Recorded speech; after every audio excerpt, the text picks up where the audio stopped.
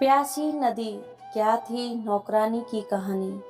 मेरे पतिदेव को चलते फिरते मुझे छेड़ते हुए शरारत करने की आदत है। वे कभी गाल छू लेते तो कभी कमर पर चुटकी ले लेते। यह भी नहीं देखते कि आसपास कोई है या नहीं, बस मेरे प्रति अपना ढेर सारे प्यार को सरेआम जता देते हैं। मेरे मना करने पर या शर्म करो कहने पर कहते हैं, अरे यार, अपनी खुद की बाकायदा बीवी को छेड़ रहा हूँ, कोई राह चलती लड़की को नहीं, और प्यार जता रहा हूँ, सता नहीं रहा। समझी जानू।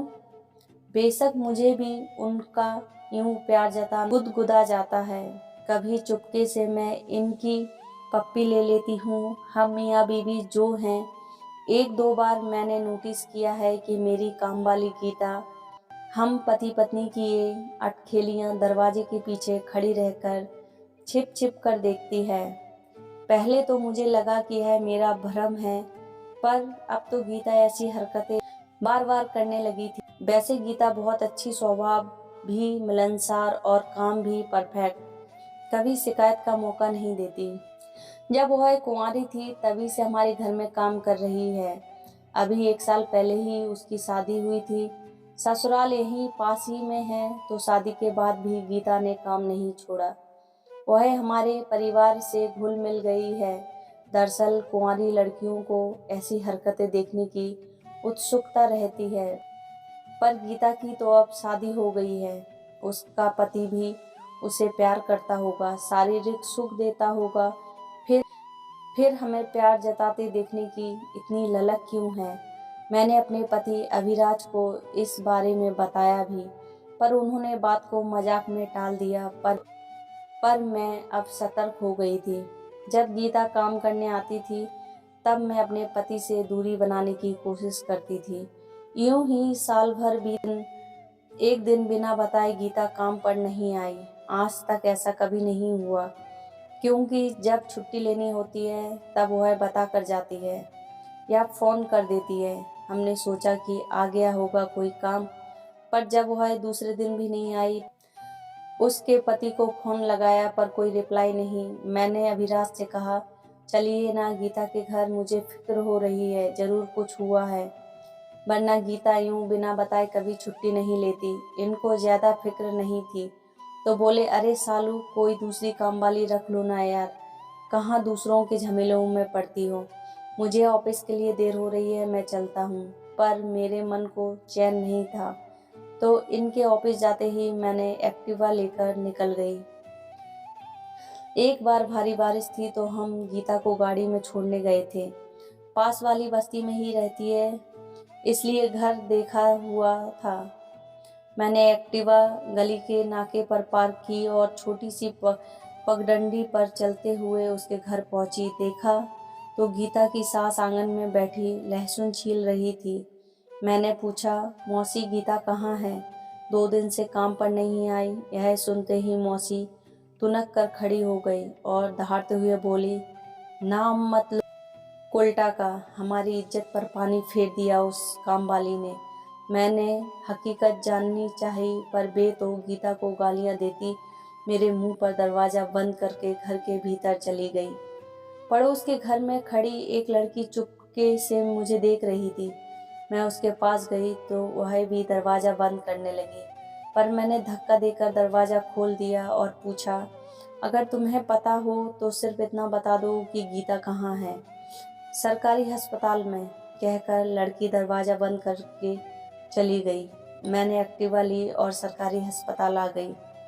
कितनी देर इधर उधर भटकते हुए मुश्किल से गीता को ढूंढा। देखा तो वह पुलिस भी थी। मुझे कुछ समझ में नहीं आ रहा था कि गीता ने ऐसा क्या किया होगा।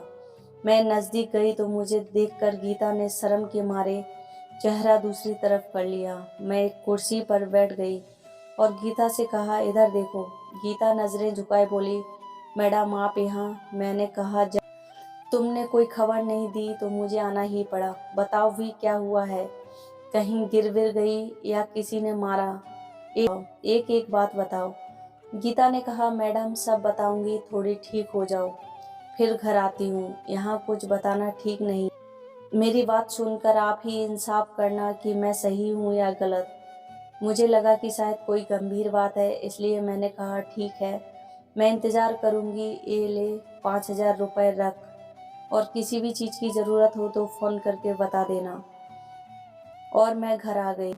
सबसे पहले जब तक गीता ठीक होकर वापस नहीं आती तब तक किसी दूसरी कामवाली का इंतज़ाम करना पड़ेगा। इंटरकॉम पर पूरी सोसाइटी से पूछ लिया, सविता नाम की एक कामवाली मिल गई। मैंने अपने पति को गीता के बारे में बताया, पर हमदर्दी के बदले डांट मिली। यार, अब नई कामवाली मिल गई ना, छोड़ो कि गीता की लाइफ क्या हुआ वह जानने की तुम्हें क्या ज़रूरत है। फिर भी मेरे मन में गीता के प्रति अपनापन था। सालों से वह हमारी ज़िंदगी का हिस्सा रही है। अगर वह किसी मुसीबत में है तो हमारा फ़र्ज़ बनता है उसकी मदद करना। आहिस्ता आहिस्ता 2 महीने बीत गए। एक दिन अचानक गीता का फ़ोन आया, मैडम आप घर पर हैं क्या? मैंने कहा हाँ, घर पर ही हूँ। वह बोली अभी आई। गैस पर चाय चढ़ाकर मैं गीता की कहानी सुनने के लिए खुद को तैयार करने लगी। दरवाजे की घंटी बजी, गीता ही थी। मैंने पूछा कैसी हो? अब मैडम, तन के घाव तो ठीक हो गए, मन में जो पीड़ा और जलन है उसका इलाज कैसे करूं? मैंने पानी और चाय पिलाकर गीता को शांत करवाया। मैंने भी चाय पी और कहा चल अब दोनों शांति से बात करते हैं। बता, गीता ने कहा। मैडम, सबसे पहले आप बताइए कि क्या सिर्फ पेट की भूख ही तन को जलाती है? जवान खून को तन की प्यास भी लगती है कि नहीं? सेक्स के लिए शारीरिक जरूरत जितनी मर्दों को जलाती है उतनी ही औरतों को भी जलाती है कि नहीं? शादी के बाद भी इस जोश का इलाज ना हो तो औरत को क्या करना चाहिए? मैडम, मेरी शादी को 2 साल हो गए पर अभी तक कुंवारी हूँ। मेरा पति संजय नामर्द है, आज तक उसने मुझे छुआ तक नहीं। मेरे भीतर का जोश लावा की तरह धधक रहा है। अगर यही सब मर्द के साथ होता तो अपनी ज़रूरत पूरी करने के लिए वह कहीं मुंह मारता कि नहीं? कौन इस तन की आग से बच पाया है? एक लड़की कितने सपने आंखों में भरकर शादी करती है, पति के प्यार को तरसती है, पर मेरे नसीब खोटे कि मुझे एक ऐसा पति मिला जो औरत की जिस्मानी ज़रूरत पूरी करने में नाकाम है। मैंने कहा गीता, तू इस बिना पर अपने पति से तलाक ले सकती है और दूसरी शादी कर सकती है। गीता ने कहा मैडम, हमारे समाज में एक बार लड़की जिस घर में ब्याह दी जाती है वहीं से उसकी अर्थी उठती है। तलाकशुदा लड़की का पूरा समाज बहिष्कार करता है। मैडम, इसी नामर्द के साथ मुझे जिंदगी बितानी होगी, तिल तिल मरना होगा। मेरे जेठ जेठानी का कमरा हमारे कमरे के पास ही है। आधी रात तक उन दोनों के कमरे से आ रही प्यार की मद भरी आवाज़ें मेरे कानों में ऐसे चुभती है जैसे धधकता लावा किसी ने मेरे कानों में उदेल दिया हो। जेठानी के बदन मसलने पर जेठानी के मुंह से निकलती आहें और सिसकियां मेरे भीतर हवस की ज्वाला भड़का देती है। मैं बेकाबू सी अपने पति से लिपट कर उनको जोश में लाने की कोशिश करती हूँ, पर उस ठंडे समंदर में उफान उठता ही नहीं। आपको शायद पता होगा कि साहब जब आपको छेड़ते और शरारत करते थे तब मैं चुपके से देखती थी। आपको देखकर मेरा भी मन करता था कि कोई मुझे भी छेड़े, मुझे भी प्यार करे।